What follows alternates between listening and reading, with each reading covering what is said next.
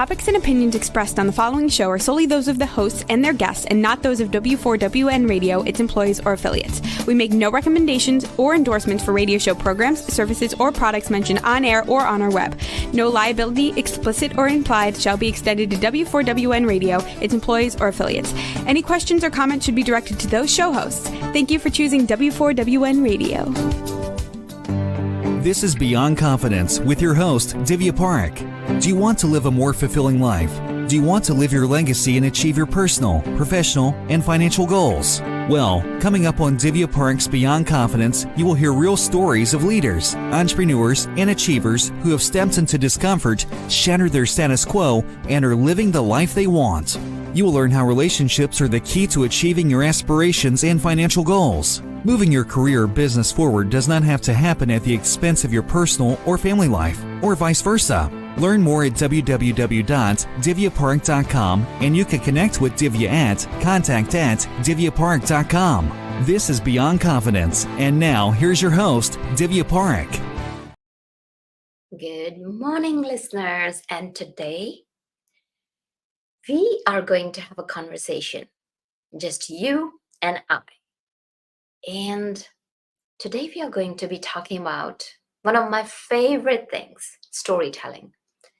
And you may be thinking, what's so special about storytelling?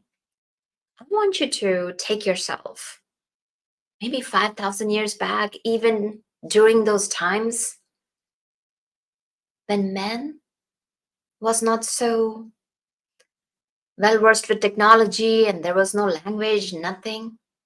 Think about when men gathered the firewood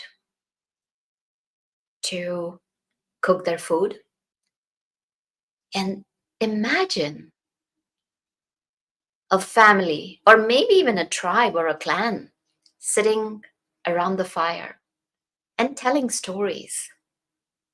And stories were passed down from generations to generations.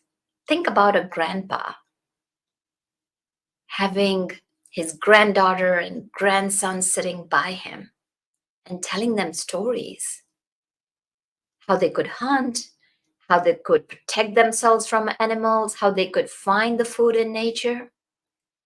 So stories have been around for generations, for millennia, even before the advent of language. And that's why I love storytelling. Storytelling is what connects us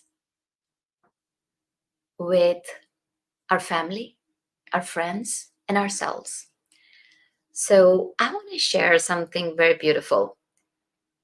I remember when I was young, my dad, just so fascinating. It's whenever I wouldn't listen to my parents, or I was being stubborn, or something was going on, he would never admonish me. He would never scold me. What he would do is he would say, how about we have a story time? And having that story time was one of my favorite times with my dad. Because my dad was a quiet person. Yeah, we spent time together, but it wasn't that exuberant type, or something like that. But there are still moments that were super special with my dad. So he would sit me down and tell me a story of another girl and how that girl behaved in that similar situation in which I had been. And what it did for me was, without having to feel belittled, without having to feel that guilt or shame, I learned my lesson. He did not put me down. He didn't tell me, Divya, you are a bad little girl. You shouldn't have done this. You should not be doing this. You needed to do this or you needed to do that. He wouldn't do that. He would sit down. I would snuggle against him, looking up to him. And he had this way of storytelling. So beautiful. He made the characters come alive. And then this little girl, Jenna, was not perfect. Jenna made mistakes.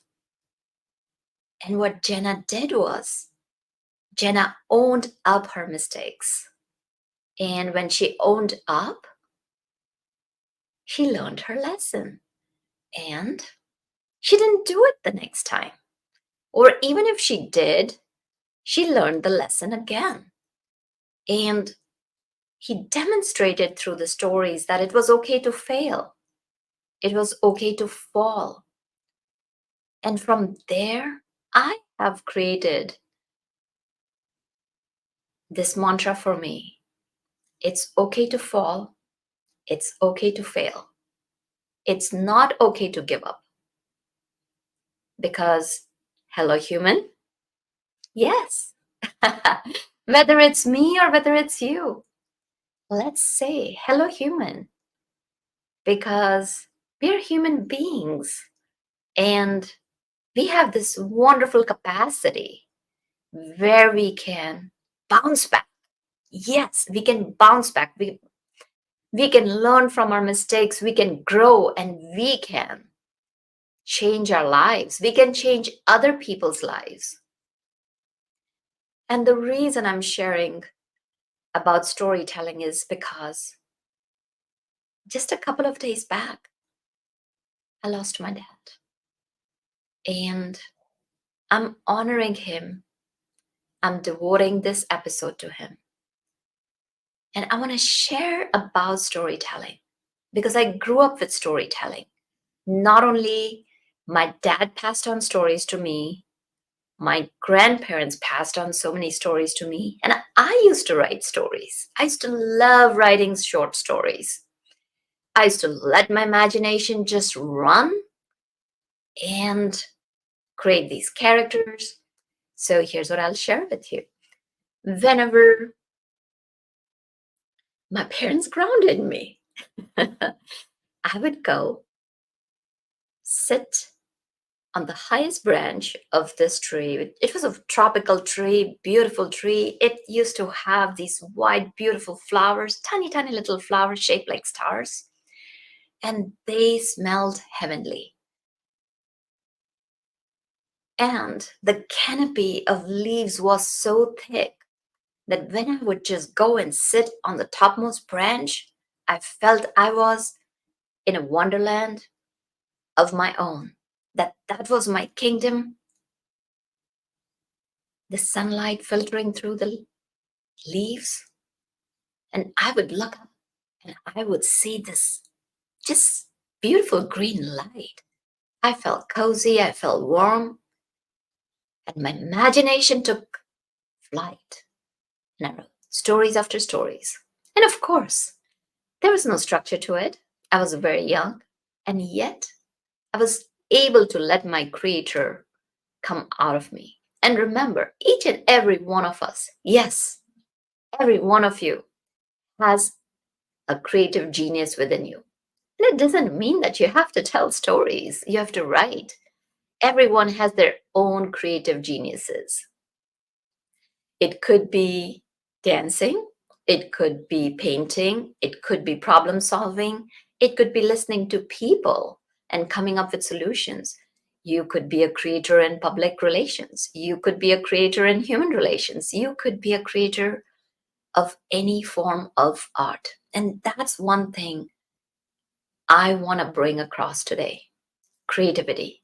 And storytelling naturally happens because what? Think about any journey that you've gone through. And the key is that storytelling will help you not only in your personal growth, but also in your business. Or if you're a leader, and if you share a story about not just about the boring data, but if you bring how the team was struggling, and if you create that protagonist, and if you create even the antagonist, and the antagonist can be your your problems and obstacles that have come into your way, and think about it, like how fascinating it would be when you would be telling that story to your audience, whether it is an audience of one, whether it's your child, whether it's your friend, whether it is your parents, or whether it is your client, or whether it is your colleagues, or whether you're sharing it with your boss, doesn't matter. So I want to go and share.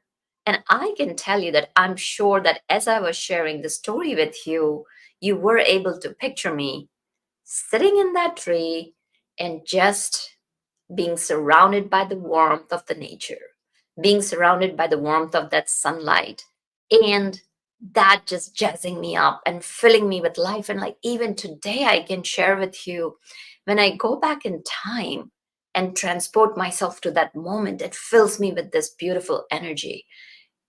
And I also want us to go back to the Lion King. Yes. Think about Simba.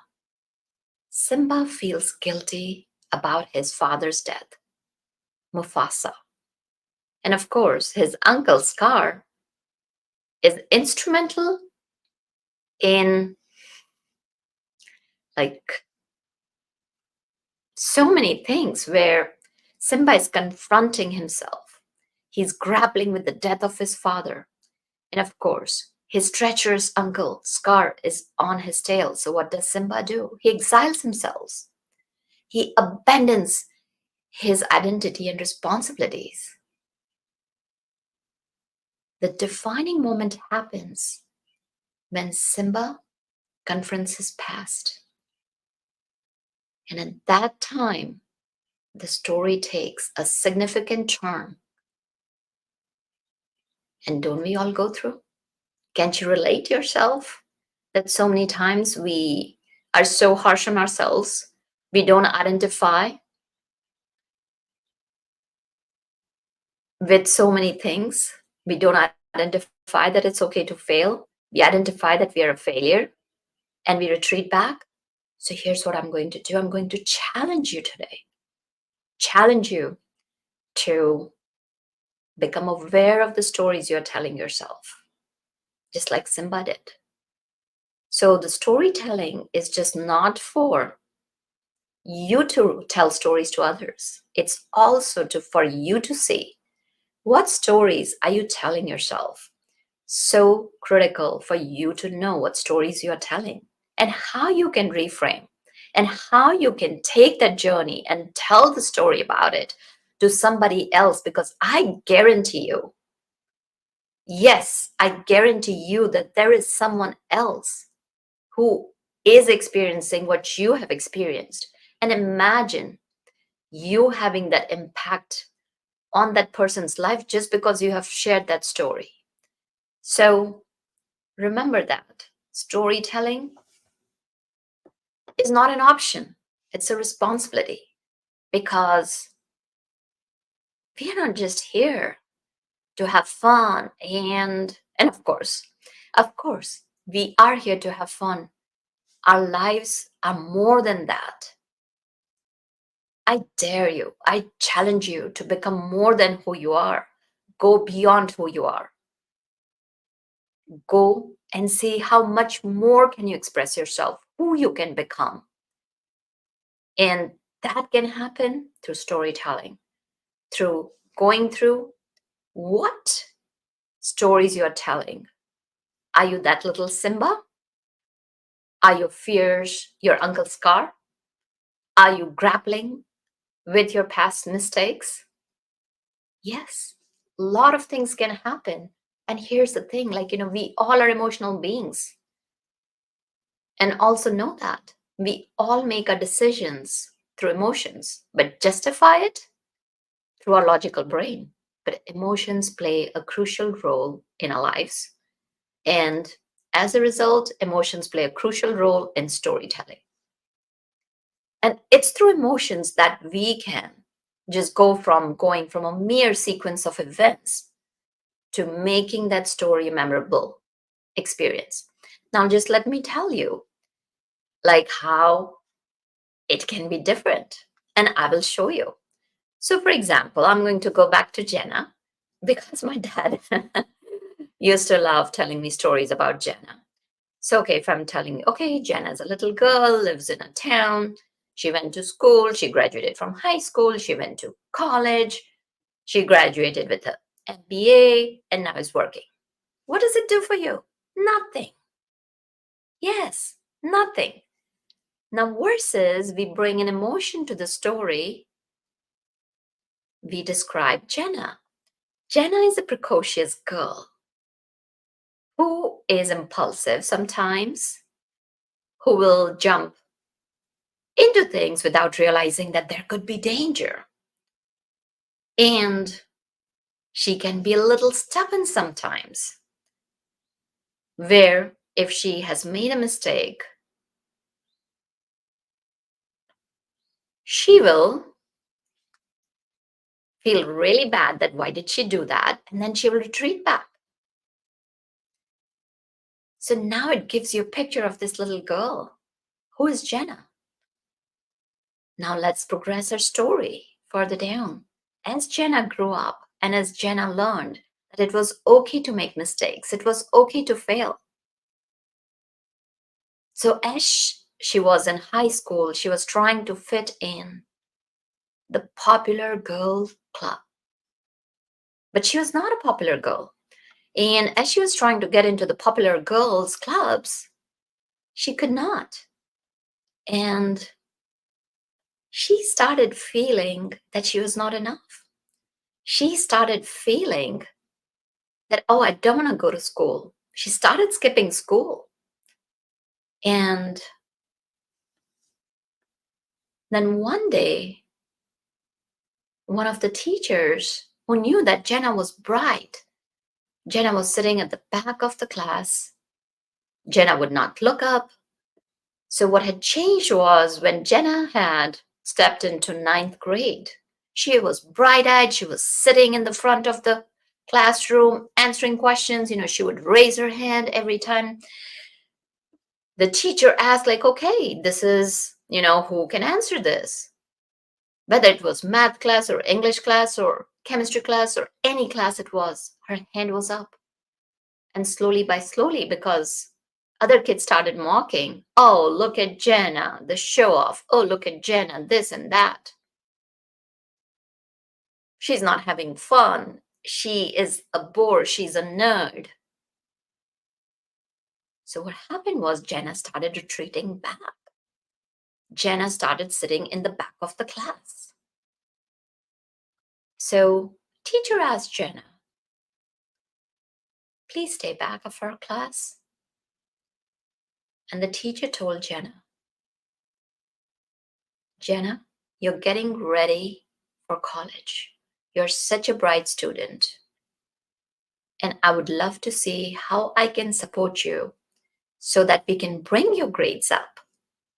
And I would love to support you in your applications, help you build your curricular activities. And Jenna's eyes popped open. The teacher was not pointing her mistakes. The teacher was not shaming her or blaming her for not showing up in class. The teacher was not belittling her. That, look, you could have done so much more, and where you're at right now, don't you understand? You will be applying for colleges, and aren't you? What is going on with you? Why aren't you paying attention to your grades? Why aren't you studying like you were studying before? There was none of that. There was no blaming, no shaming, no judgment, no criticism, no guilting. And the teacher tapped on the desk, sat down, and invited Jenna to come sit down and talk to her. The teacher didn't say anything. There was this just beautiful, inviting smile on her face. With an, excuse me, with an invitation to join. But there was no force, there's no pressure. Just like a little doe, Jenna slowly sat down They were quiet for several moments. And then Jenna opened up. And it was like as if the volcano erupted, as if the floodgates were opened, and then there was the rush of that tsunami, the emotion, and everything let out. Tears were streaming down her face. And the teacher held Jenna's hands, just held her hands, nothing else. And they sat like that for several minutes. And those minutes seemed like eons. Jenna felt cocooned in warmth, love, and support. And as the teacher groomed her, Jenna blossomed. Not only she went back to becoming top A student, she was a valedictorian. She was in the music class. She was on debate team.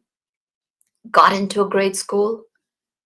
So we have only traversed the journey from childhood through the teenage of Jenna. And look at the difference. What did we do? We are showing how that character is developing. That's the power of emotions. It's important for us to bring the emotions in storytelling. One of my other favorite movies, if you have not watched, is Forrest Gump. It is a tapestry of emotions, from joy to sorrow, that stays with you even after the movie has ended. It stays with you for days together. And I'm sure that you can relate to Jenna.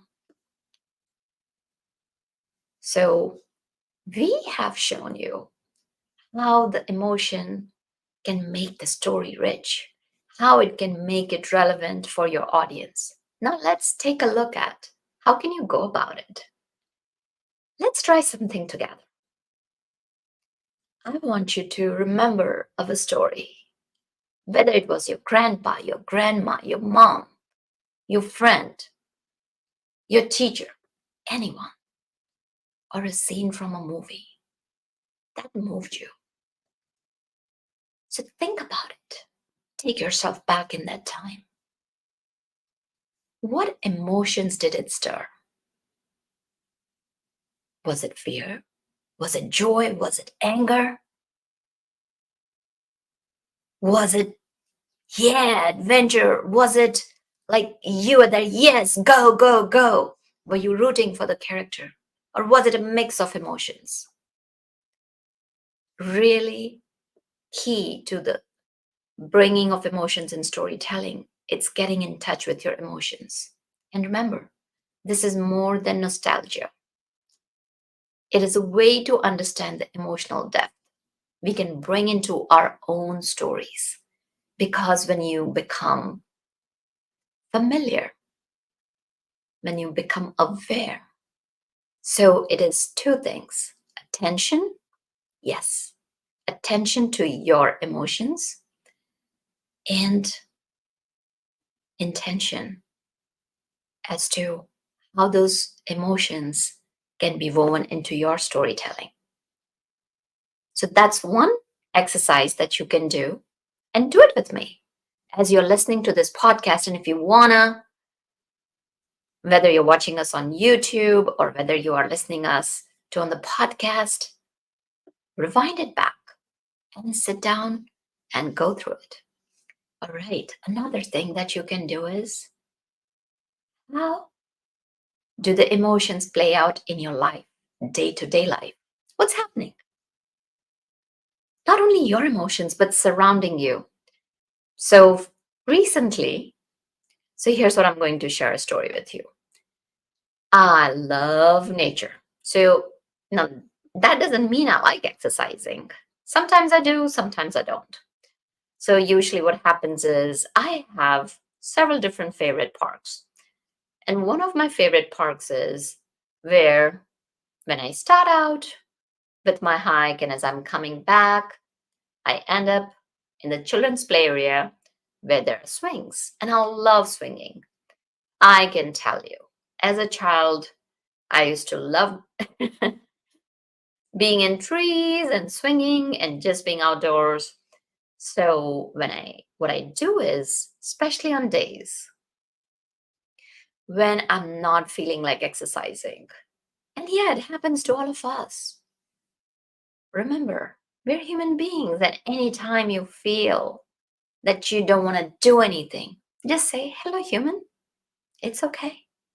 Yeah, it's completely okay. So, what I do is I give myself a destination. Where am I going and what fun I'm going to do? It could be fun activity, it could be reading a book, whatever it is that you like. So, as I come back and as I'm swinging, I just gently swing and look around.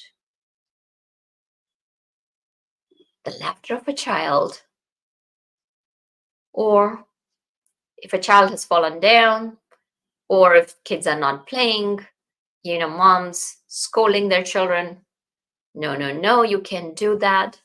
Or if you are in a grocery store, or if you are going to a cafe, it doesn't matter throughout the day, or if you're watching TV, look at the emotions as they play out in your day to day life.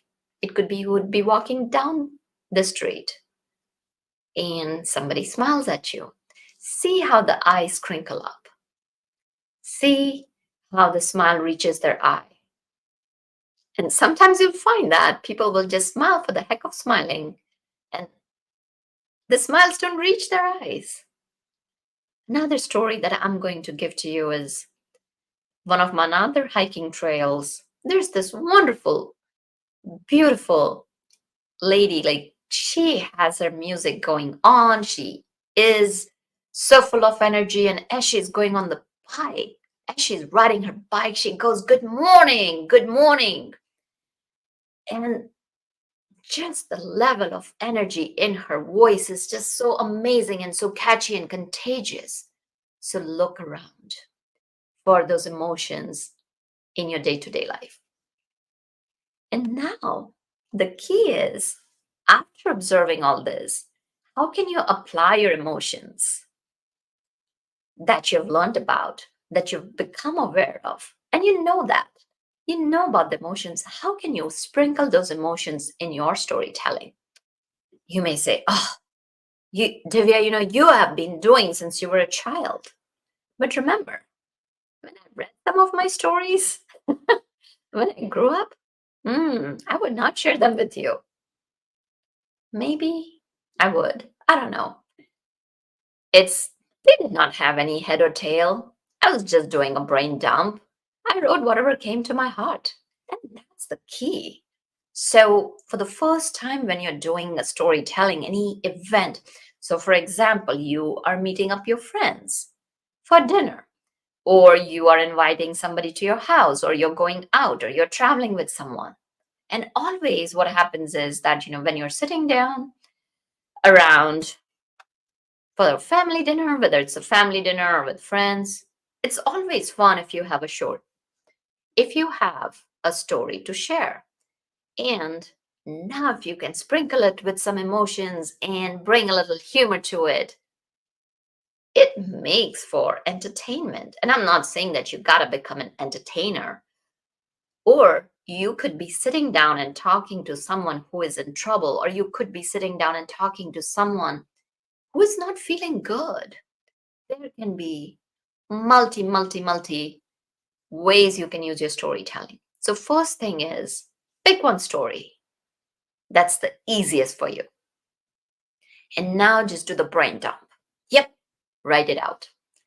If you don't like writing, just take your phone and speak into it. Because I do that all the time. Yes, I have written so many books. And here's what I'll tell you, I have not just kind of sat down, either taken my notebook. Yes, I have done that. I've taken my notebook and just write. I have typed on the computer. stared and looked at the blank screen for half an hour. Yes, sometimes I've done that. I'm sitting there and I'm thinking, oh, what do I write? And then again, the key is that if you are having that block, walk away and come back to it. One of the easiest ways I will share with you is speaking into your phone. So just do a brain dump. Yeah, just pour it out. Nobody's reading it. Remember that.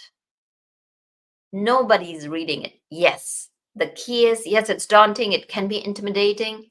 Here's what I can tell you, it's about taking that first plunge. It's about just being yourself. Just think about writing a short story, and I can give you some prompts. So, okay, so one prompt could be write about a time when you visited a new place and what was your experience.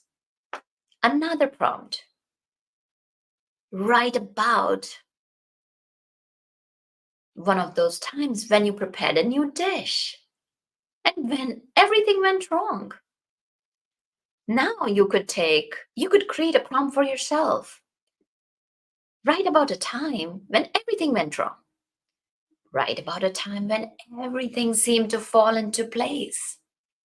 Write about a time when you were visiting a restaurant and it was this hole in the wall place. You were not expecting anything. You were hungry and you found that, that food was delicious. Yes, as delicious as it comes.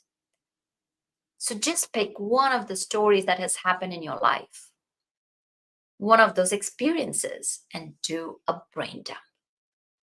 And then remember those emotions. Like, for example, let's talk about a time when you didn't want to do a thing, and yet you did it. You did it despite the fear. So, how did your fear manifest in actions? Did it stop you? Did it make you feel less? Did you get caught up in freeze or flight or fight type of feelings that, like, I don't want to fight it or I want to fight it? But when you took that action, what was going through your mind? How was that courage coming in a little bit step by step? And then when you were able to achieve that thing, how did that triumph feel? How did that achievement feel? How did that overcoming the fear feel? And remember, the best stories make us feel something real. Yes, real and raw and real, and it's okay. You may feel that your story is not worth telling. And here's what I can tell you, every story is worth telling. I'm not talking about stories that may embarrass somebody else. No, I'm talking about stories of real life experiences. Remember, stories are meant to teach, stories are meant to uplift. Stories are not meant to pull somebody down. You are telling stories for creating impact, for driving impact. Because I'll tell you that coming from a biochemistry background, our brain has a very different circuits. And there is a circuit in our brain to be compassionate, to help others. Because I don't know about you, whenever I help others, it makes me feel good. Yes. So if I'm helping others, it's also for me. It's a win-win situation. You're doing something for someone else, and at the same token, you're doing something for yourself. It makes you feel good, and who doesn't want to feel good? So those are the little things you can do to get started in your story. Another way to write your stories, think of a time when you experienced this strong emotion where it could be the teacher told you something or when your friend told you something and it just pinched you. It just pierced your heart and it filled your whole body. And Think about it. How could you weave that into a story? And here's what I'll tell you. This is where your narrative begins. Yes, that's where your narrative begins. So, yes, we have talked about a lot, given you a lot of food for thought. And I invite you to send me your stories, just like you share your experiences with me. You are amazing. You are wonderful. You are destined to be more, do more, and impact more. So I highly encourage you to keep on pushing through life, to moving beyond the limits, because you have that potential. Yes, each and every one of us does that. As we are nearing the end of January, it's time to revisit those goals. It's time to revisit those resolutions. It's time to step into yourself, pull that potential out, and change the story that you tell yourself, change the story that you tell others, and you change the story of the actions that you take so that you can live the life you deserve. You can live the life you want, and you can help others become more, do more, and impact more. And thank you for joining us. That's it for today. Thank you, Juan, for making the show possible. Take care and be well. Thank you for being part of Beyond Confidence with your host, Divya Parekh. We hope you have learned more about how to start living the life you want. Each week on Beyond Confidence, you hear stories of real people who have experienced growth by overcoming their fears and building meaningful relationships. During Beyond Confidence, Divya Parekh shares what happened to her when she stepped out of her comfort zone to work directly with people across the globe. She not only coaches people how to form heart connections, but also transform relationships to mutually beneficial partnerships as they strive to live the life they want. If you are ready to live the life you want and leverage your strengths, learn more at www.divyaparekh.com. And you can connect with Divya at contact@divyaparekh.com. We look forward to you joining us next week.